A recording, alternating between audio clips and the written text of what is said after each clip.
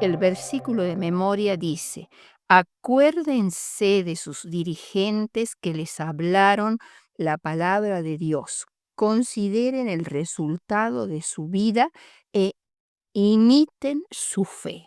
Hebreos 13:7. El versículo de memoria está en el último capítulo del libro de Hebreos, el capítulo 13, que está compuesto de una serie de admoniciones generales sobre diversos temas. Y entre ellos está el versículo 7, donde Pablo aconseja no olvidar a los que fueron nuestros pastores o guías espirituales, que muchas veces son los dirigentes de la iglesia, a través de los cuales adquirimos el conocimiento de la palabra de Dios. Nos insta a considerar el resultado de su conducta o comportamiento y tratar de imitar esa conducta y su fe. Así como estos líderes nos dieron un buen ejemplo, nosotros como padres, maestros o hermanos en la fe, debemos dar también un buen ejemplo, porque los seres humanos somos moldeados por el ejemplo. Sin embargo, cualquiera que sea nuestra edad, nos resulta más fácil obrar mal que hacer lo bueno, porque eso es parte de lo que significa ser seres caídos. Porque no hago lo que quiero, sino que lo que aborrezco, eso hago, dice Pablo en Romanos 7:15. No es la magnitud del acto lo que constituye el pecado, sino la desobediencia a la voluntad expresa de Dios, lo que es una negación virtual de Dios, un rechazo de las leyes de su gobierno. La caída de nuestros primeros padres rompió la cadena áurea de la obediencia implícita de la voluntad humana a la divina. La obediencia ya no ha sido considerada como una necesidad absoluta. El hombre cortó su conexión con Dios y su alma quedó paralizada y débil por el veneno mortal del pecado. Sin embargo, para el hombre hubo un momento en que se proclamó en las cortes celestiales: se ha encontrado redención. Dios dio a su Hijo unigénito a la raza humana para que por medio de su muerte como rescate para la humanidad pudiera alcanzar salvación. A los ángeles que no guardaron su dignidad, Dios los ha guardado bajo oscuridad, en prisiones eternas para el juicio del gran día. El elemento de maldad que se introdujo en la esfera celeste cuando los primeros ángeles cayeron, nunca más será permitido en el cielo. Sin embargo, mientras estemos aquí en la tierra, tendremos que afrontar el mal y luchar con denuedo en su contra. Y los que confían en Cristo y se afanan por alcanzar la perfección del carácter cristiano, y esto hace de estos hombres y mujeres hijos e hijas del Rey del Cielo. En esta lección profundizaremos en los ejemplos personales de dos gigantes de la fe, Caleb y Josué, que se destacaron en medio de su generación y desempeñaron un papel clave en la vida del pueblo de Dios. El primer punto que vamos a ver es fidelidad. Y esto está en Números 13:6, 30 al 32 y Josué 14, 6 al 14. Josué y Caleb tuvieron vidas muy intensas. Pasaron sus primeros años como esclavos en Egipto. Al iniciar su edad adulta, fueron testigos de los actos poderosos de Dios en el Éxodo. Durante la mediana edad, vagaron por el desierto con la generación condenada, que intentó matarlos cuando se levantaron contra su incredulidad. Dios accede al pedido del pueblo de enviar espías a Canaán para saber detalles del lugar donde iban a conquistar la tierra prometida a Abraham, a Jacob y a Moisés. Se enviaron 12 jóvenes príncipes, uno de cada tribu. Esto sucedió probablemente en el tiempo de las primeras uvas, o sea, alrededor del 5.º mes del segundo año después que Israel salió de Egipto. Fueron enviados desde Cades Barnea. Los nombres de los príncipes fueron Samúa, Salat, Caleb de la tribu de Judá, hijo de Jefone, igual que Oseas, o sea, el nombre de Josué era primariamente Oseas y luego Moisés lo llamó Josué. Palti, Gadiel, Gadi, Amiel, Setur, Nabi y Gemal. Y Oseas, hijo de Nun, al cual Moisés le puso el nombre de Josué, que él era de la tribu de Efraín. Los espías fueron de Cades, que está en el extremo sur, hacia el norte, para llegar a la zona de Sur o Shur o Negev, que quiere decir seco, agostado, y es la zona desértica del límite sur de Palestina. Luego subieron al monte, o sea, la zona montañosa de la Palestina central. Su objetivo era observar si la tierra era fértil, si los habitantes eran pocos o numerosos, si la tierra era apta para el cultivo de cereales y cómo eran las ciudades, si eran campamentos o ciudades fortificadas. Debían esforzarse por tomar del fruto del país. Hicieron todo este trayecto hasta llegar cerca del mar de Galilea al extremo norte y llegaron a Hebrón, una ciudad a unos 30 kilómetros al sur de Jerusalén, y allí descubrieron a los hijos de Anac, que eran muy altos, gigantes de cerca de 3 metros y delgados. Desde allí llegaron al arroyo de Escol, de donde cortaron un enorme racimo de uvas que tuvieron que atar a un palo y que fue transportado por 2 hombres. Y también recogieron allí granadas e higos. Todo este recorrido por la tierra de Canaán duró 40 días. El informe que dieron 10 de los 12 espías fue: primero, la tierra de Canaán fluye leche y miel, lo cual era una expresión muy común para expresar fertilidad y abundancia.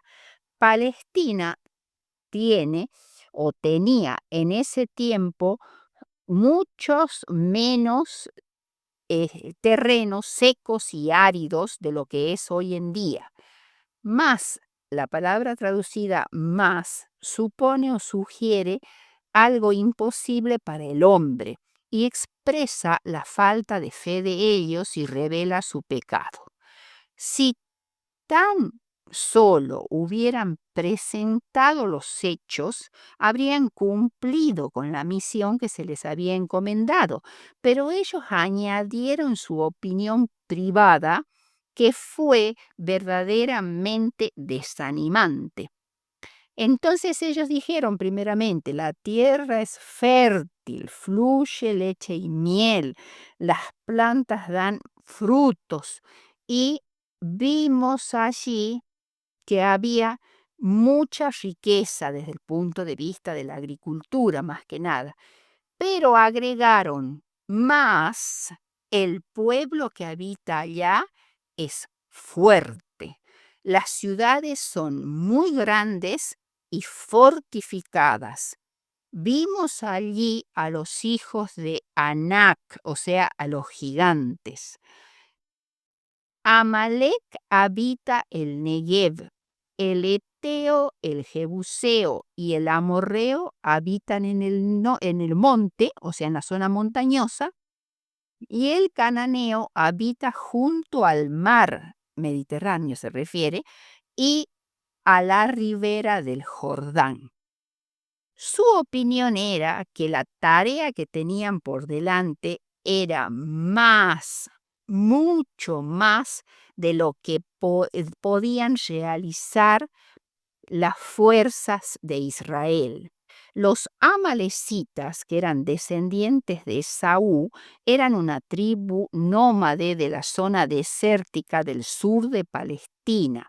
Los eteos o hititas eran súbditos de un imperio poderoso, el imperio hitita, cuya capital estaba en el Asia Menor central, donde fundaron un poderoso imperio que luego se extendió hacia Canaán por el sur. Los jebuseos eran un pueblo relativamente poco importante de las proximidades de Jerusalén, y el amorreo era el residuo de un pueblo que fue muy poderoso y que habitaban sobre todo la zona montañosa y también junto al mar Mediterráneo. Caleb, viendo el efecto de tal informe tan negativo, los hizo callar y les dijo: subamos luego y tomemos posesión de ella, porque más podremos nosotros que ellos. Desde el punto de vista meramente humano, podía parecer que la conquista de Canaán era imposible, pero Dios les había prometido la tierra y les ordenó que entraran y la subyugaran. Pero ante este comentario alentador, los 10 espías dieron el golpe de gracia a la esperanza de conquistar la tierra prometida. Dijeron: la tierra por donde pasamos para reconocerla es tierra que traga a sus moradores.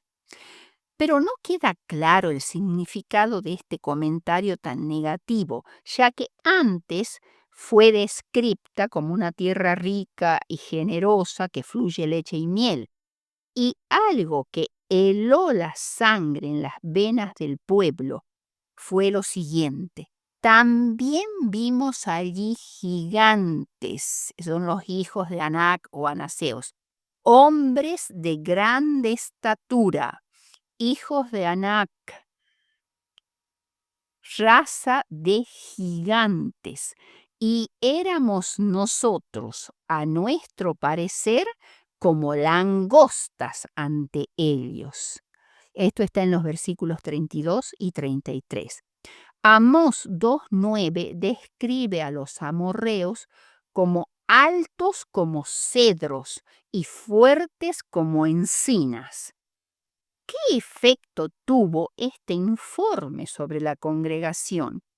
todos los israelitas comenzaron a quejarse a viva voz contra Moisés y Aarón y decían: ojalá muriéramos en la tierra de Egipto o en este desierto.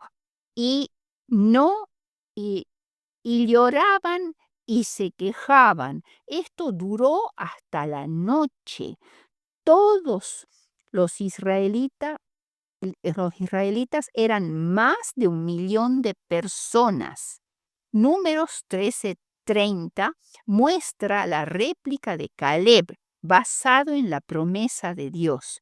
Sin escuchar el consejo de Caleb, los rebeldes y disconformes, quejándose de Moisés, de Aarón y de Jehová mismo, empezaron a buscar otros dirigentes que los condujeran de regreso a Egipto para reemplazar a Moisés. Ante tal situación, Moisés y Aarón se postraron sobre sus rostros, desesperados por la actitud de rebelión, y Josué y Caleb rompieron sus vestidos como expresión de su profundo pesar. Y Caleb dijo: la tierra por donde pasamos para recorrerla es tierra en gran manera buena. Si Jehová se agradare de nosotros, Él nos llevará a esta tierra y nos la entregará. Tierra que fluye leche y miel. No seáis rebeldes contra Jehová, ni temáis al pueblo de esta tierra, porque su amparo se ha apartado de ellos, y con nosotros está Jehová. No los temáis, porque nosotros los comeremos como a pan. Números 14:7-9. Josué y Caleb pensaban en la nube desde la cual Dios dirigía su campamento de Israel y lo protegía, mientras que los dioses de los paganos, que en realidad eran demonios, ángeles caídos, eran totalmente incapaces para proporcionar protección a los cananeos. Después de que Josué y Caleb dijeron esto, la congregación trató de apedrearlos, pero de la santa Shekinah apareció en el tabernáculo, y solo esto impidió que el pueblo apedreara a estos dos espías fieles. Los espías infieles habían dicho que la tierra de Canaán traga a sus habitantes, pero en realidad la tierra de Canaán figuradamente estaba vomitando a sus habitantes idólatras, malvados y perversos, como dice Levítico 18, 28 y 29, porque la tierra había sido contaminada por ellos y por su grosera idolatría y su perversidad. Israel se había olvidado de todo lo que Dios había hecho en su favor. No recordó los poderosos milagros con los cuales los había librado de sus opresores. Hizo caso omiso de Dios y obró como si debieran depender únicamente del poder de las armas. Patriarcas y Profetas, página 408. Si la vida está hecha de decisiones, las decisiones también revelan el carácter y definen nuestro futuro y nuestro legado. El segundo punto es: dame ese monte. Josué 14:6-14, Números 14:24, 32:12, Deuteronomio 1:36 y Lucas 6:45. Había llegado el tiempo cuando los israelitas habían conquistado la tierra de Canaán y se repartieron las tierras entre las tribus. Habían transcurrido siglos desde el momento cuando Dios llamó a Abraham de Ur de los Caldeos y le dio la promesa de que sus descendientes heredarían la tierra de Canaán. La tardanza en cumplir esta promesa no se debía a Dios, sino a la infidelidad de aquellos a quienes fueron hechas las promesas. Tenemos el privilegio de apresurar el cumplimiento de las promesas divinas. Los que las repitieron fueron Eleazar, el sacerdote, que era el tercer hijo de Aarón y sucesor en el ejercicio del sumo sacerdocio. Josué debía presentarse ante Eleazar el sacerdote y consultaría a Jehová mediante el Urim.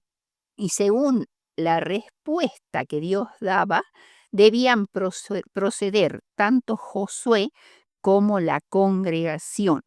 En el sistema de gobierno establecido en Israel por Moisés, el sacerdote tenía la autoridad legislativa y el poder ejecutivo estaba en manos del juez. Esta forma de gobierno se llama teocracia. Siempre que el sacerdote dependiera totalmente de Dios, este arreglo sería ideal, pero un sacerdocio corrupto podía poner en peligro la teocracia. De hecho, la teocracia terminó cuando Israel fue rechazado como nación y nunca resurgió. Además de Eleazar y Josué, los acompañaban en esta tarea los cabezas de los padres, como dice Números 34, 19 al 28. Por suerte fue el sistema usado para repartir la tierra de Canaán a las tribus de Israel sin incluir a Rubén y a Gad, pues estos ya habían recibido heredad al otro lado del Jordán, es decir, al este. Se cree que se usaba una o dos urnas y guijarros o piedras en cada una que tenían inscripciones para distribuir los territorios. Las fronteras de cada tribu debían ser determinadas por los dirigentes del pueblo. Una tribu mayor necesitaba un territorio mayor que otra tribu menor numéricamente. A Judá le correspondió un territorio lleno de viñedos y campos de pastoreo. A Zabulón las costas del mar.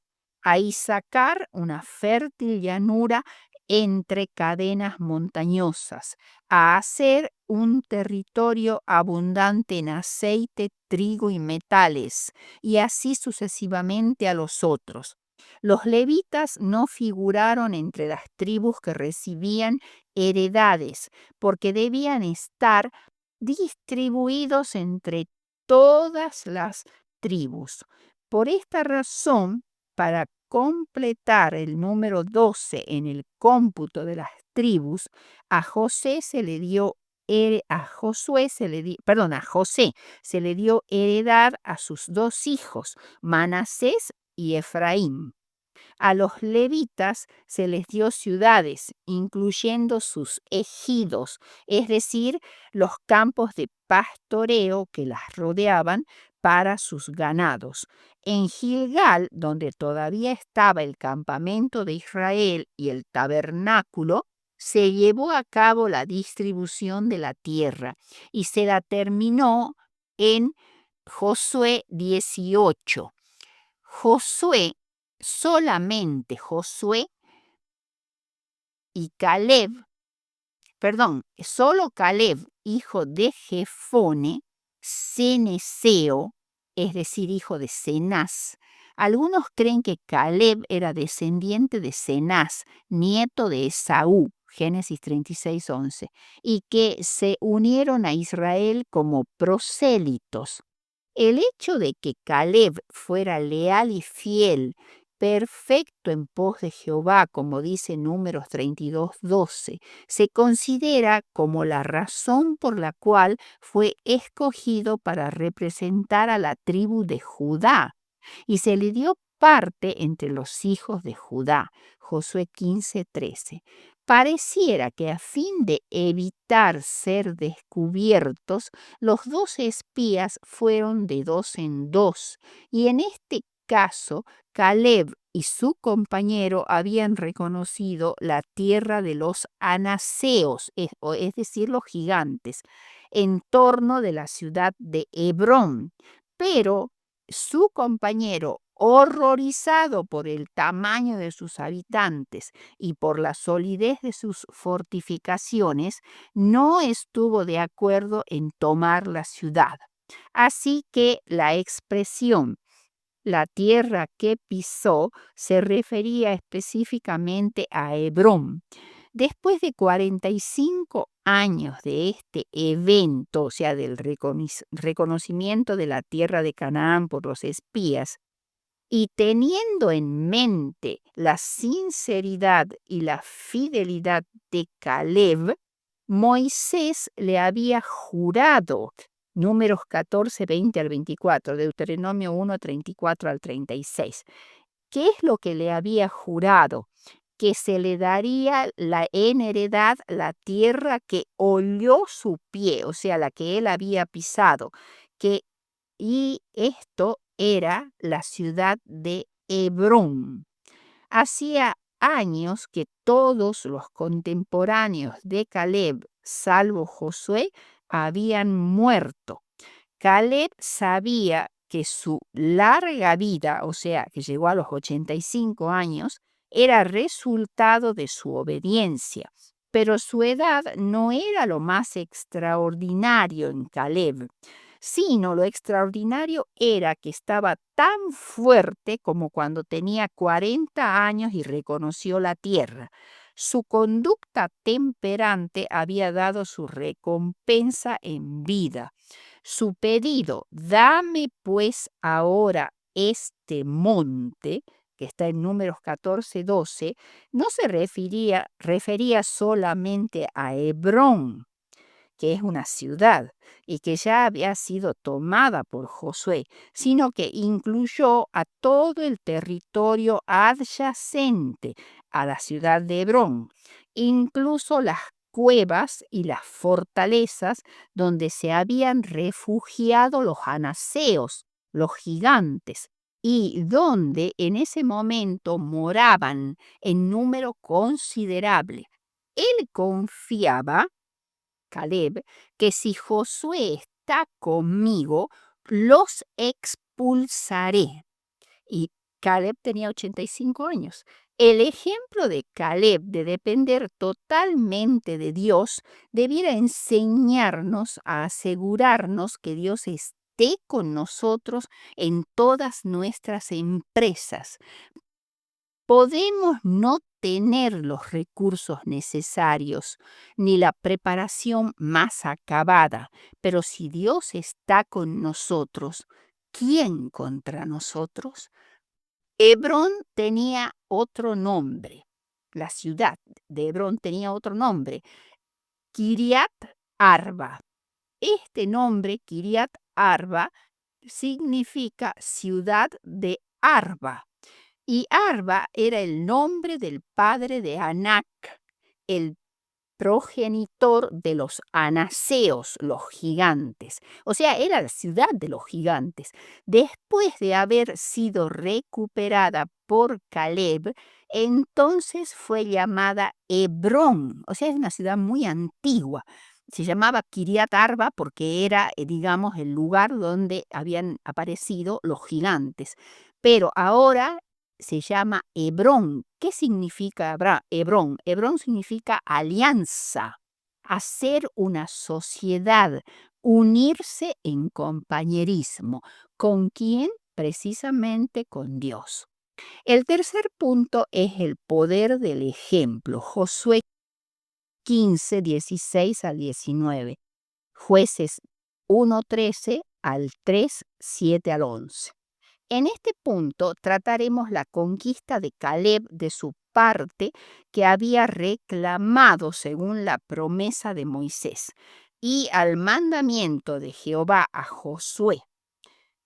La ciudad de Kiriat Arba, padre de Anac, que es Hebrón, Caleb había echado de allí efectivamente a los 3 hijos de Anac, que se llamaban Sesai, Aismán y Talmai, y a Debir, que era otra ciudad que también tenía el nombre de Kiriat Sefer.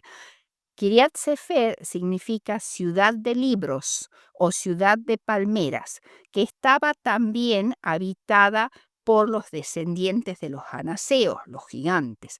Caleb prometió dar a su hija Axa en casamiento con el hombre que primero entrase en la ciudad de Kiriat Sefer y la tomase. Nadie podía tomar solo una unidad o una ciudad fortificada como Kiriat Sefer y habitada por gigantes. Y la tomó Otoniel, probablemente el sobrino de Caleb. En este episodio vemos la importancia del ejemplo de los padres o familiares sobre la siguiente generación. Otoniel estuvo, como Caleb, dispuesto a afrontar desafíos y a seguir cumpliendo el plan de Dios para Israel. Axa, alentada por su marido y con la misma resolución de su padre, le pidió un terreno que tuviese fuentes de agua, de donde obtener el agua para el riego. Nosotros también debemos pedir a nuestro Padre fuentes de bendición para regar nuestros áridos corazones, y Él nos dará generosamente una doble porción, como le dio a Axa, fuentes de arriba y de abajo. El territorio que cada tribu llegaría a poseer era directamente proporcional a la medida en que se atrevieran a reclamar las promesas del Señor y a la cantidad de tierras que estuvieran dispuestos a pisar por fe.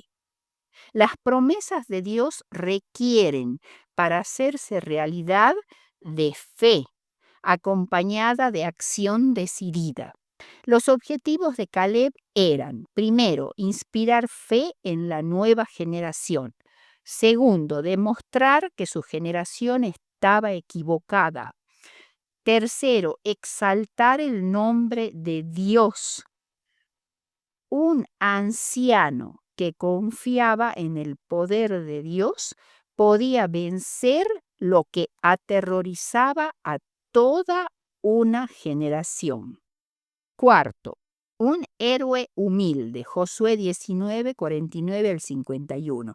Caleb fue el primero de los 2 héroes de la misión de reconocimiento previo de la tierra y fue el primero en recibir su parte del territorio. Josué recibió la suya en último lugar, o sea, el líder de todo, quedó al final para recibir tierras, después de distribuir la tierra entre todas las tribus de Israel. Esto revela la magnanimidad de este gran caudillo. No luchaba para conseguir para sí todos los beneficios debido a su cargo, sin tener en cuenta a los que están en posiciones menos favorables. Buscó el bien de su país por encima de cualquier interés propio y no tomó su heredad sin el consentimiento y la aprobación del pueblo. El pueblo amaba a Josué, su caudillo, y obedecieron a Dios todo el tiempo que él vivió y que sus ancianos le sobrevivieron. Nadie tiene derecho al liderazgo hasta que haya aprendido a servir con abnegación. Finalmente le dieron a Josué la ciudad de Timnat Sera. Este nombre significa literalmente parte sobrante, o sea, le dieron lo que sobraba. Josué no escogió el mejor lugar de todo el país, sino un lugar conveniente en el territorio de su propia tribu, que era Efraín, a poca distancia de Silo, donde estaba el tabernáculo, lo cual para él era muy importante estar cerca de Dios. El trabajo de la devoción, de la división del territorio, se había realizado bajo la dirección de Dios, no por capricho humano. No había lugar para críticas ni murmuraciones. Debemos siempre llevar nuestros problemas importantes a la entrada del tabernáculo, en reconocimiento de la autoridad de Dios en todos los aspectos de nuestra vida. Y el quinto punto es transformados por la contemplación. La importancia de contemplar el carácter de Jesús. Haciéndolo obtenemos vislumbres más claras y distintas de Dios, y por la contemplación somos transformados. Desarrollamos un carácter que será la copia del carácter divino. Entremos cada vez en mayor relación con el mundo celestial y recibamos cada vez más las riquezas del conocimiento y de la sabiduría de la eternidad. Palabras de vida del Gran Maestro, páginas 289-290, Elena de White. Conclusión.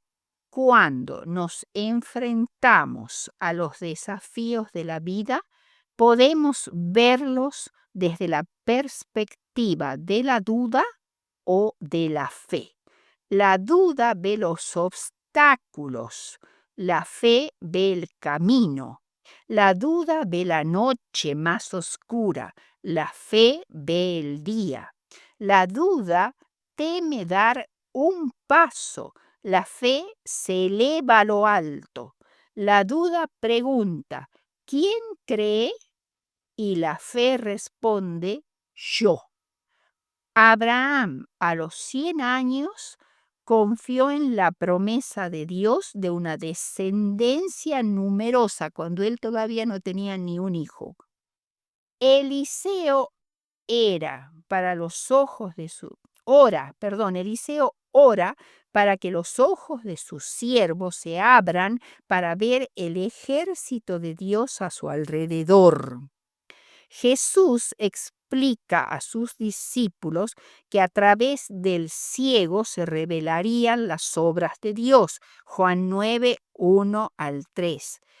¿Cómo ver las cosas dolorosas y desafiantes de la vida desde la perspectiva de la fe?